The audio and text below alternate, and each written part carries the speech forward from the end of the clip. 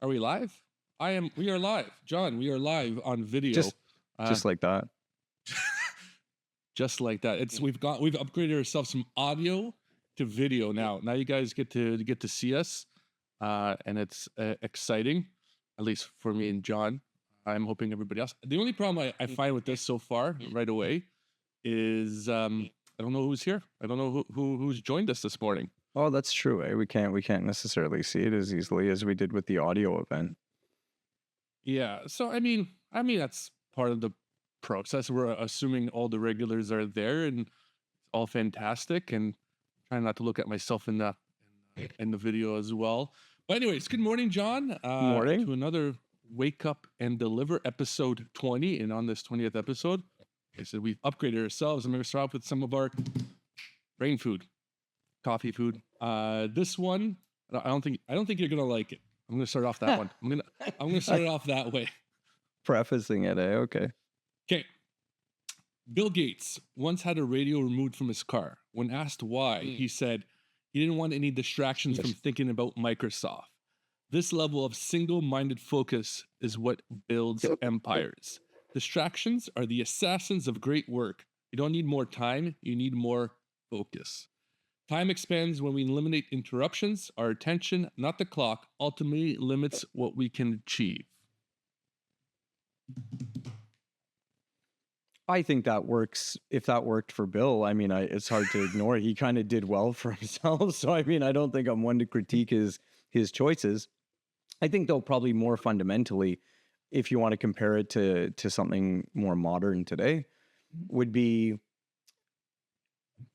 how easily we allow ourselves to be distracted, or our desire to be either entertained or soothed in some cases, right? Which I think, you see a lot of the social media stuff, like with the feeds and whatever, doing that, which I think on the flip side to that comment, almost everybody these days is starting to have some degree of openness to saying that, the constant doom scrolling can be a problem.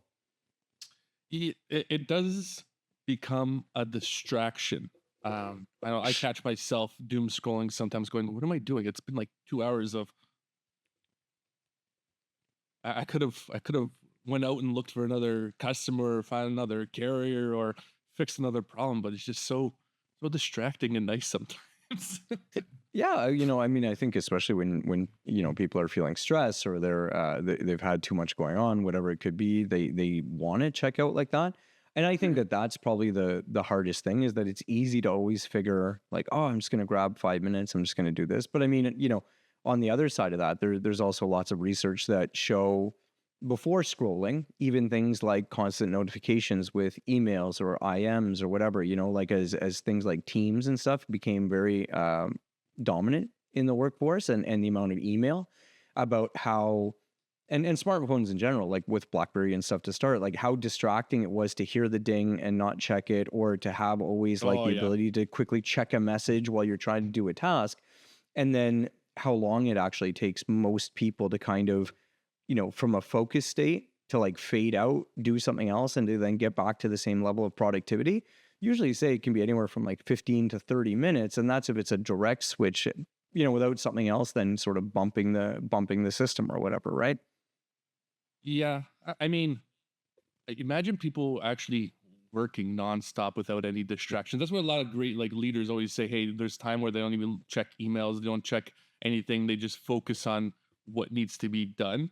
But part of it is we're so reactionary, like we're waiting for that email to do the next thing because we don't know what to do at that given moment. That being said, go ahead. I was gonna say, I think it is like it's hard or people don't realize sometimes how much like actual work goes into stuff. Like, I mean, we joke a lot about all the time, but even between writing, doing this show, doing our day jobs, let's call it all of these things, night jobs, like all of these things, is that like you're always doing something, and then people just see these very surface level things, you know what I mean? And they're like, oh, I don't know how you do it. It's like lots of effort. It is, but today we're going to be thankful because today's Canadian Thanksgiving. So it is, we're going to be extra thankful as every day is supposed to be thankful. And it's Columbus Day in the USA. I don't know what they celebrate on Columbus Day, but It is a holiday in the US now as well. Mhm. But Thanksgiving today, I'm thankful for my good friend Jason. He sent me some bling. He sent me a hat, which I believe John had a picture with him, but he never got a hat. Just I got didn't get a hat. I was actually about to say like, hmm. I also got a mug and a toque. I'm just gonna put it out there. I think Jason Wow. prefers certain people over others. Yeah, I think so. Thanks, Jay. And on that note, what do you what's the theme of the day today for you, John? What are we thankful for? Maybe we'll start off with that, and then we'll go from there. You know what? Honestly, I just thankful for all kinds of different people. Essentially in my life, right? Like I moved back to my hometown a couple of years ago. Thankful to be able to see my family more often than I used to and stuff like that. Thankful for all like the different friends and people in your life. I think most people don't necessarily always appreciate like how much the people make the changes, you know what I mean, and make things feel different. So I think that is probably my takeaway for the week. Well, it's not, we're not doing a takeaway for the weekend. That's going to be at the end. But you're thankful. That's your takeaway for the day. Well, That for is the your. Thanksgiving period, whatever. It's one day, John. You can only be thankful for one day. I'm kidding. For me, similar. Friends, family. Thankful for all the opportunities of the year. A lot of changes. So a lot of changes for me this year, and I'm thankful for where I am. Partners, everybody who kind of helped within the last year. Kat being one of them, you being one of them. Even like people like Per who reaches out to us and gives us some advice. Thankful for those people in the community that we built around LinkedIn. As much as this, like you said earlier, it's a bit of work, but it's also sometimes fun, and that's why we can come back and do it every week. And doesn't matter about the size of the audience. I don't know. I'm thankful for this because it's gets me out of my shell. I'm not an extrovert like you, John. You Oh can my God. I'm a weird kind of person. Like I can be extroverted, but it burns me out a lot. And then I usually end up getting, I'm just like, I need to be alone or whatever. But you know what's funny, actually, just speaking about all of that, and even when people think about it, I know we don't get into it too often. And sometimes I think, people will see the show and they might think that, you and I have like known each other for years and years and years. And, realistically, like, I don't know, what's it, maybe a year and a half now, two-ish years, like from the first time we sort of connected, but maybe if that. what, yeah, if that's what I'm saying, right? So like, I think it's even kind of interesting that people can see just how much change when you're really open to things, when you're kind of engaging in different ways, like different things that can happen. You and I do so much stuff together these days. And let's just say, because I think it's a safer bet, say like 2 years ago, we basically didn't know each other. Yeah. Yeah, you know what I mean? So it is crazy how much stuff can change when you just kind of lean into things. Exactly. So now I know that's all a lot of good important stuff, but it's not the topic that we talk about. It's not the topic. We're not a It's not motivational the show that topic. way. We're not going to go around high fiving and getting the crowd all pumped up. We're not Tony Robbins, but I think it was important on today's show doing something a little bit different to start off. So on that note, in the logistics world, what is going on that is worthwhile talking? That is a hot topic, you think, today? Oh, I don't know, man. I see so many different things going on. I really think that there's a big shift coming between and we've talked about it before, but the real consolidation that's happening in the space, I really think that come 2025 and you get over this last peak season that I think a lot of people are holding on to, I think you're going to see some real changes in the market, because it really feels like you're getting this, this big divergence a little bit with some of the amount of like the way that certain money is going in with big organizations and big focus, and the way things are not. So a couple of things to preface this on, get your thoughts. But, I obviously will write a lot about Walmart. I'll write a lot about, Amazon, these types of guys and stuff like that. And I do that just because, there's some of the retailers that are just pouring money into the space. Yeah. So, what they're investing in is interesting, right? I think Britain had a post the other day about Amazon doing a big now superstore, Walmart's expanding all kinds of stuff. Over the weekend, Aaron from Shapiro, like the CEO over at Shapiro, he made a post about how USPS is very clearly now kind of shifting their rate structure and like moving away from these big aggregators and looking to try to get like these direct relationships with customers and stuff like that.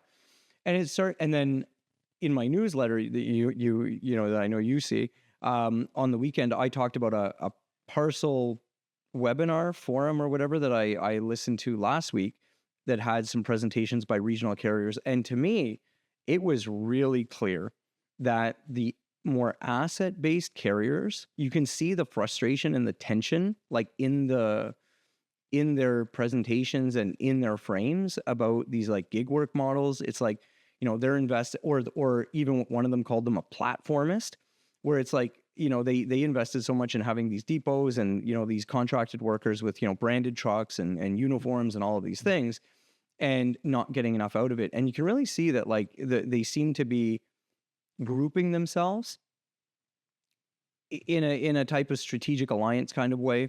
And anyways, my point with all of that is that I really do think that the way that the market is going right now, where you have all kinds of fly-by-night activity, all kinds of random rate shopping, all kinds of all of this, I really think this stuff is going to start to change, and you're going to see some consolidation starting in 2025. Well, I mean, even with Amazon Airlines selling excess cargo, I think that, like to your point, changes a lot of the different dynamics and people how we're approaching it.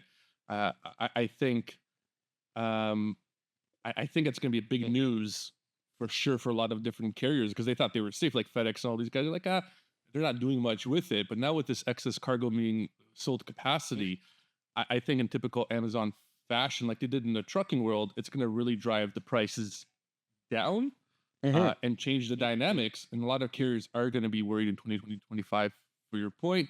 But I think smaller regional guys are going to pop up like they did to help support Amazon and to help fill up the bigger cargo, because you have a lot of remote places that do use little. Like I remember one time a couple years ago, I went to Pure Later to check out their facility. Pure Later is like a Canadian last mile courier, and they have small little Cessnas that they hire other companies to fly from like Ohio and other little regions of LTL to bring into the facilities into Hamilton.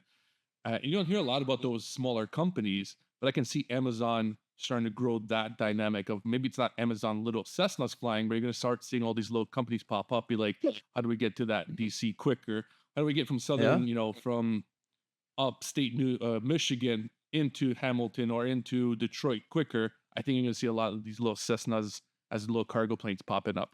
Yeah, and I think the other thing is too is that that hit the news last week was the stuff about UPS, right? And the investors suing them for being like, you guys are misrepresenting yourselves with the guidance, and like you didn't properly educate people as to what this like low value volume would do to your earnings. And like that to me is just it's wild. Like Nate posted about that and I just laughed on the comments. I'm like, wow, can you imagine you're some big time investor and you actually know so little about logistics that you can't imagine that the value of the product has little to do with like the actual cost of the delivery. But the funny thing with that though, and to your point about Amazon, so Amazon comes in, starts taking potentially more air cargo capacity, and there's even more, right? Airlines are doing it, right? Like Smart Cargo is another one that works directly with an airline running their own program and whatever. These guys are all looking for different ways to keep chipping away at these like higher value opportunities. But these were the things that like FedEx and UPS, for example, would make their bread and butter on, right? Like because no one else could fly and no one else could do this type of service and no one else could do this. Well, not only are they losing like service options, like people not choosing those, being like, nah, we don't need anything that expensive. They're going to cheaper and cheaper services. And one of the comments made on that parcel forum webinar thing, one of the CEOs of one of the regionals was like, oh yeah, we've got more customers asking us like how expensive is it if we shifted to a 4 to 7 day model, which I thought was interesting, right? There's so much talk about speed and how fast you get your deliveries and blah, blah, blah. I would be really curious to see the stats on how many customers are actually asking to slow things down that much. Because personally, I think it gets a little too slow for domestic, but. Do you think it's a slowdown or is it better analytics and they can predict certain types of product that customers will buy and they don't need them as quickly. Where before it was like point of still, I'm down a percentage, I need this ASAP. Let's move it based off of the consumers consuming. No, Now they shifted it to more like an analytic. I know Matt's gonna buy whatever teacups this week based off of his current purchase of coffee and tea. He's gonna want new cups, so I'm gonna have these in play from him. I'm gonna push it towards him to think that he wants it, almost like a magician. He's gonna be forced to buy it and not know about it through the TikTok yeah. videos, through et cetera, et cetera. I don't think most You're not companies would have. convinced. I don't think most companies would have enough data and processing power to be on the predictive side that way. I think some probably have a better chance than others, like the Amazons, the Coupangs, like the Alibaba, like all of these guys that are like really big platforms. I think that I think that they can work that into a certain degree.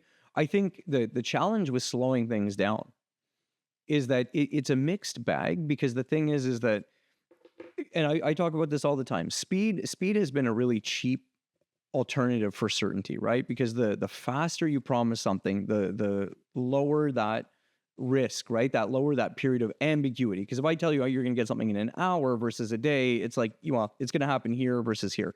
So it's a little bit less ambiguous. The problem with slowing things down for most retailers, and why they've not done it, honestly, has nothing to do with customers. If it was an offer that was available from the start, I think more people would have done it. It's actually harder because now all of a sudden you're raising the expectation. It's almost easier to just build one system where everything goes fast than to actually have a system where you have to understand, from this point of origin, this inventory, I lock it in, and then it needs to exactly dispatch at this time, because I know that, this middle mile lane or this transit to then this last mile is this long. It's way harder to slow it down, which is why no one was doing it. But now Amazon is starting to do it. I posted about that a couple of weeks ago. And I do think that customers will like it. Even myself, now that I saw that experience was an option, I looked at two things last week when I was kind of moving around and traveling and whatever. And I was like, oh, well, if I know I can have it come early next week when I'm back or when I'm doing this, it makes it way more accessible to me. How much of that bell curve do you actually like? I consider myself on either end of that piece. I'm very rarely in the middle. Like, how many do you think the actual like? Not to pick on my wife, but I doubt she looks at, you can have it next week.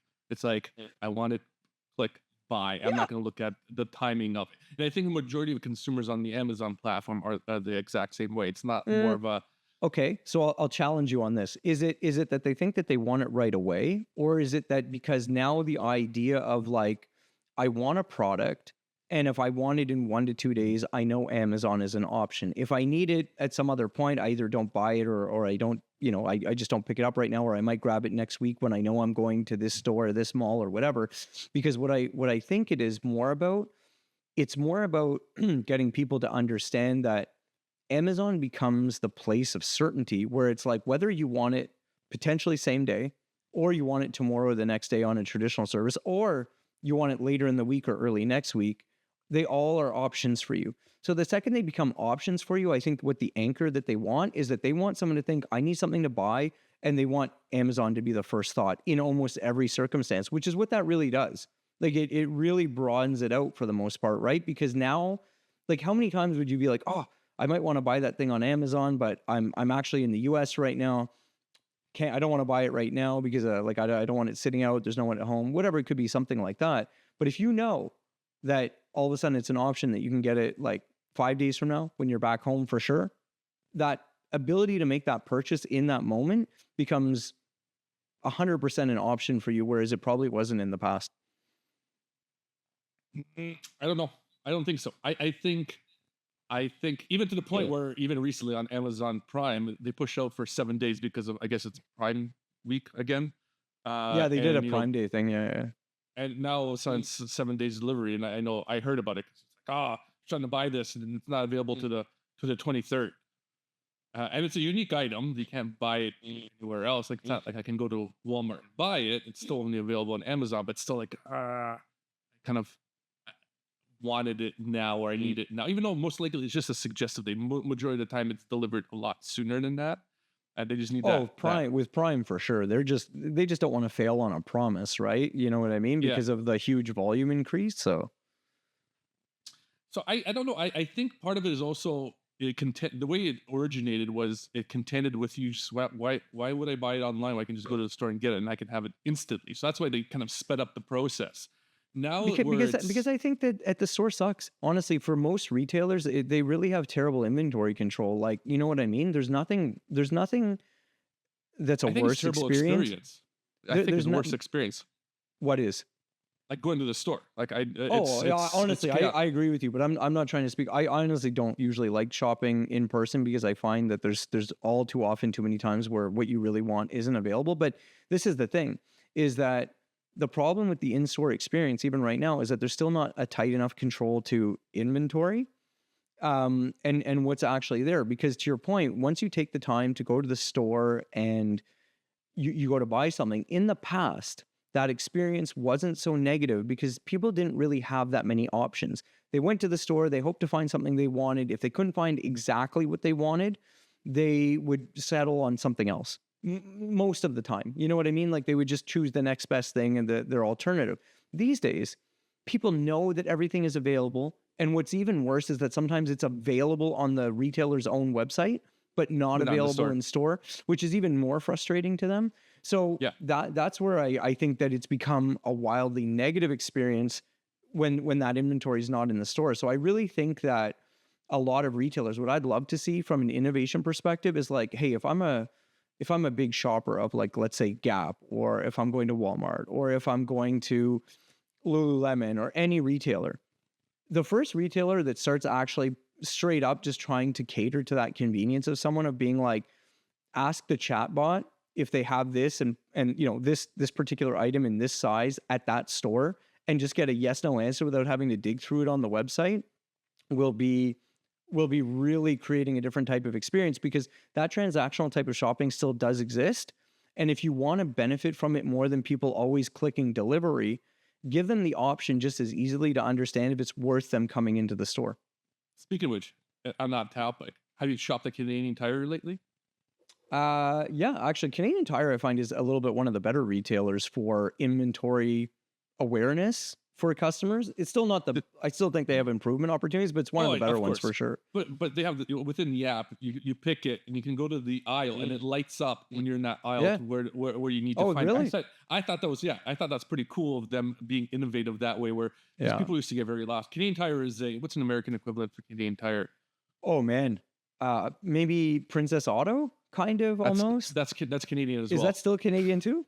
Yeah, Oh, very I much thought they were Canadian. American. I thought they were From what AutoZone, from good maybe. old, But no, not it's like a Walmart geared towards automotive stuff rather than retailer, but it still has retail. It's an odd, it's I kind of, I think guess. they pitch themselves almost as like an everything store. Like they kind of go everywhere from, like, cars, which is probably the more unique thing that they do, but then they'll get into barbecues, lawn furniture, they get into, cleaning products, they get into sports. Like they're kind of like an overall retailer, I guess, which has been part Yeah, of the problem in the past, is that people don't really then know tons of where they SKU. Well, dominate. there's tons of it because it's a franchisee model, so not every store is uniform, Yeah. so it's not always the exact same. So, anyways, they always had this challenge because every store is laid out differently. Like most stores, like milk is in the far back corner, this and everything, like everything's set up in this very specific way. Canadian Uh-huh. Tire is completely different. It's discretion of the so people always get lost in it.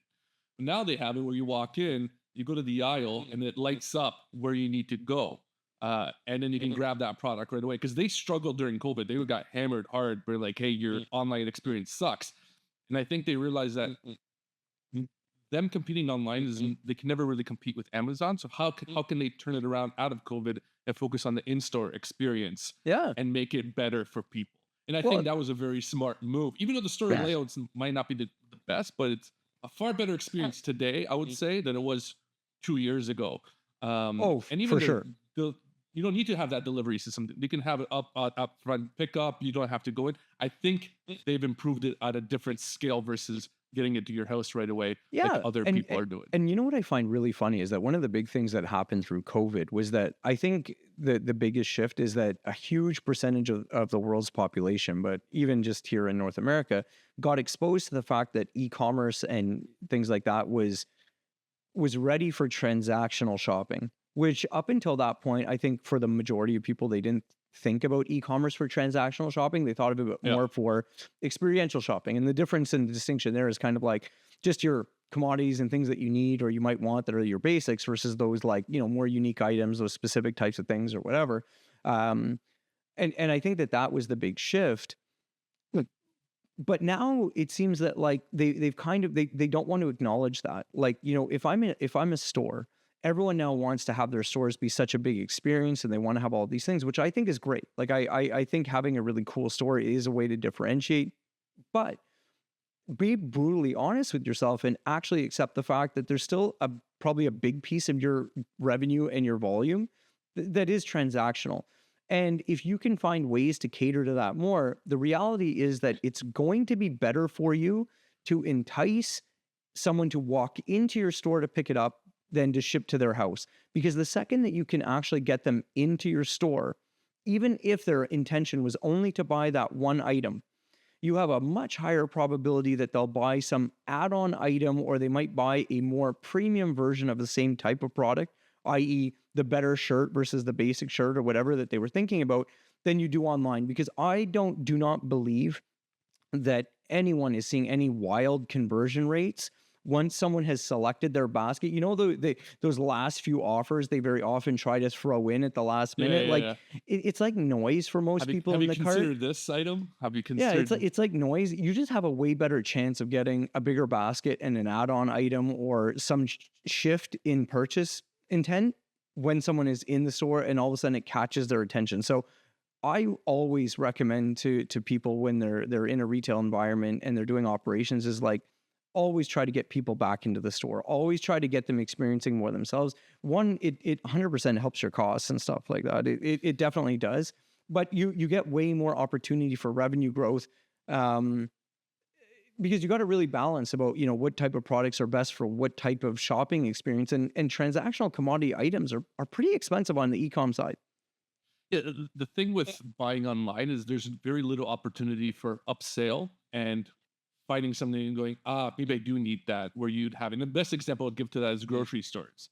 If I bought all my groceries online, I would very rarely be like, ooh, I need a bag of chips. Or, ooh, like when I'm buying online, it's like bare necessities, that's it. And I think that's where some of these grocery stores would be far more inclined to be smarter on them because they have a lot of great loyalty programs like Loblaws with their optimal. So they kind of see your trends of everything that you're buying because you're always scanning that, but they don't do, and I don't find they don't do anything with that information.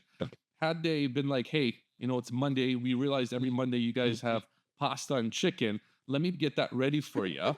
Yeah. And have that basket ready for you at the front. So what's dinner for tonight? It's Monday. Pasta and chicken. Pasta and chicken. That was last night. Oh, that's true. You shifted because it's Thanksgiving. But to your point, actually, let me finish my thought. Okay, finish your thought because I got okay. So when you go into the store and have that kind of basket ready for you, instead of, you know, be like, hey, you walk in here, it's already preloaded with some of the stuff. So you don't have to walk around, be like, hey, by the way, this other item is at this. So you kind of not completely fill up their basket, but reduce it in the regular stuff that you don't care about. You want to pick out your own fruit. You want to pick out your own vegetables. You want to pick out the meats. You don't want that pre-selected. You want the stuff like pasta, the sauces, all that, because it's always uniform. I'm picking on pasta and sauce today, and have that preloaded because then it's gonna give you more time at the grocery store versus looking for that stuff. And then you're gonna be like, maybe I do need a little bit more fruit because then you're not focused on, oh, where's the pasta aisle? Well, at least my wife has it figured out where these are the aisles. I know where to go. The pasta seems like it's a problem. I'm intrigued here. I had to go to the store yesterday. That's why. That's why. He's like, I couldn't find it. It was nonsense. It's not in the pasta aisle. but to your point on that, where I think most retailers especially are, again, probably misevaluating the potential impact to operations, execution, and the flow is with the rise of AI and chatbots. And I don't like to doom and gloom about AI. Everyone in the audience here probably knows that you and I talk about AI a lot. We use AI a lot. We're fans. We do lots of stuff with it. But search is going to dramatically change. Like you know what I mean? Like this concept of like people even shopping on your website and seeing all of the ads and seeing all of these little like flashy things, like even the gamification that like Temu and Shein does on their website, that stuff honestly is going to fall away, because the thing is, when you have a chatbot that you can tell it and it starts to understand like your style for clothes, or to your point, your preferences at the grocery store. And if you're going to make an online order, you're going to start interacting back and forth more at an informational level, and not these like wild like pop-ups and all kinds of stuff. So I think what's going to happen is that you're going to notice even less opportunity to convert customers in an online setting. Like they're going to be even less swayable. So getting people back into the store and getting them away from that informational and transactional thing that I think a lot of people clamor for, because I'll tell you straight up, I'll be all over it. If I could just interact, on the things that I want, do they have it? Yes, no, boom, boom, boom. And you get the ultra convenience, which I think people will bring out, because I think it's going to be a really great shopping experience for people that want transactional, kind of interactions. But I really think it's going to dramatically change how you search and stuff, and how you do different things. Like Perplexity is a great example. Like I've been telling you about Perplexity, and I've been using it more and more to substitute like regular web searches. It's a really different way to approach information exploration. I'll give you two thoughts that came to my mind right away, and probably on that we'll have to cut it off because we're getting very intense about it, which is great. I think the video works. But anyways, first thing that comes to my mind is, I don't know if you watched the movie Minority Report with Tom Cruise. When he walks into the store and he has the new eyes because you have to get them swapped, and it reads your eyes and it goes, hey, welcome, blah, blah, blah. Are you interested in buying this stuff again? Or how did you like that shirt?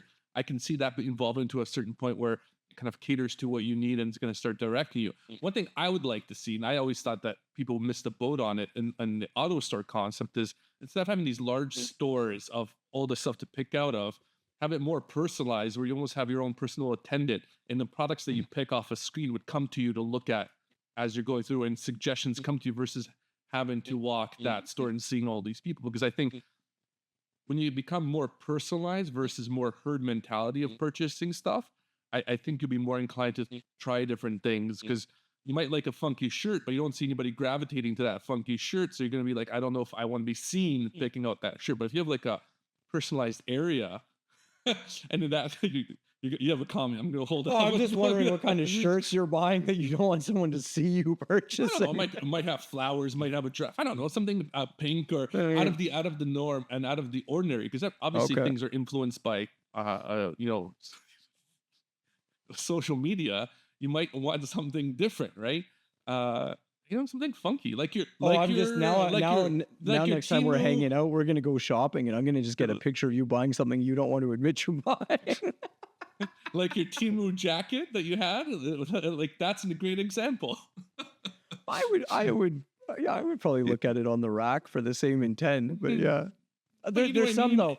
There's some I can give you. I was in Spirit Halloween a couple of weeks ago, and they had some suspect shirts that you probably wouldn't want people. But that's what I mean. That's a great store that you'd have if it's personalized, like not like a booth, but like an area that you can pick out on the screen and it comes out for you. I think it would be, pretty interesting. I think it would work. Yeah, but this is, and to tie it back, obviously, to a lot of the work that we do, I think that this is why it's so important that, you get this very different approach from your operations teams and your sales teams, and really understanding information and going kind of more with using that data to say like what is actually happening versus what's not happening. Because I find so many teams will they'll hold their anecdotal evidence, even if it's sometimes like very contrary to what's the real data is telling them.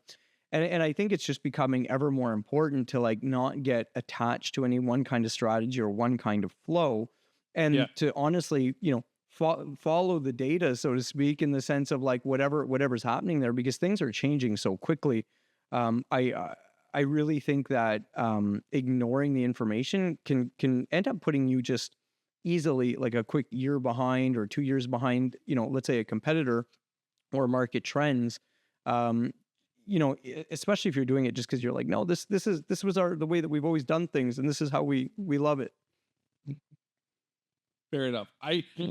I think we're over time now, Yeah, John. we're a little I bit over think time today. That was very fast on the video it and was stuff today. it was.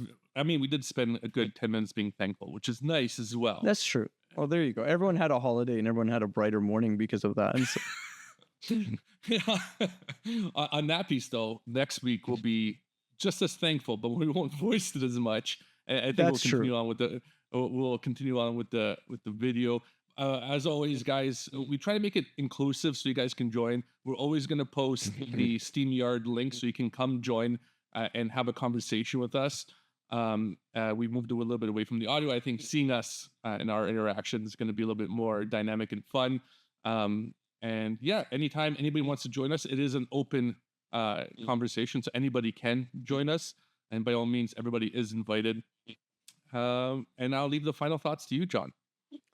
No, I think I'll just maybe add to that and say it's not just, if you want to pop up randomly. Matt and I, often get people asking if we would, if they could come on and they want to know in advance. So we're obviously open to that as well if, if anyone wants to jump on. And yeah, the StreamYard thing, I get that it's video, so maybe people are feeling uncomfortable. But even if you want to jump on and you just want to have your profile picture or your company logo, whatever you want, if you're really not comfortable, you can do that. But we definitely would encourage you to come on and say hi. StreamYard's a little bit different because most people don't actually allow that open stage kind of connection. So that's new. If you didn't know that it could do that, it can, and we're going to be doing it. So we definitely hope people will take advantage of it. And to Matt's point, we hope that you can see the chatting and then the regular back and forth makes it a little bit more accessible, and it lives through the feed better than the audio, which is probably the biggest drawback on LinkedIn is that the audio doesn't live the same way. And I can see if John's smiling or not, or just snarking You at me. could tell the comment was coming or something. There you go. Exactly. Well, on that note, happy Thanksgiving, happy Columbus Day, everybody. We'll catch you next week. Bye.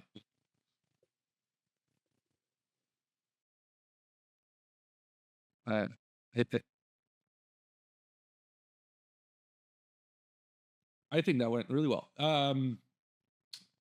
I noticed on the premium version we can have an intro, like a 36, and then an outro as well. So we can think about that as we go along, because I think that'd be kind of like a 30-second countdown and da da da da da, and we can make it more interesting. I think I kind of looked every periodically. We did have 10 people at one point.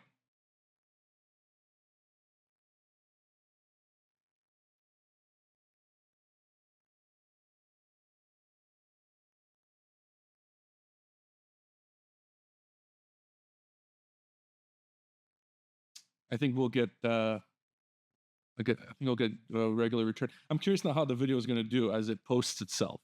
So I posted a video this morning. I'm wondering if I should be posting at all this morning. I couldn't put.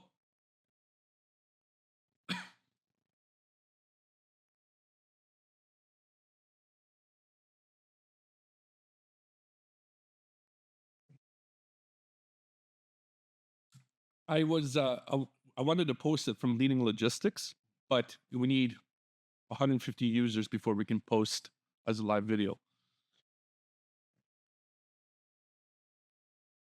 Yeah. So we need to get our.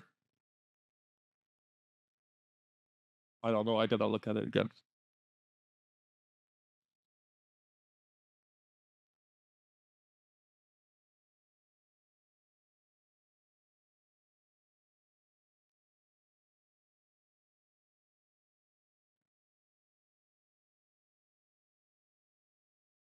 Yeah, you see 'em on the. I see it on the bottom.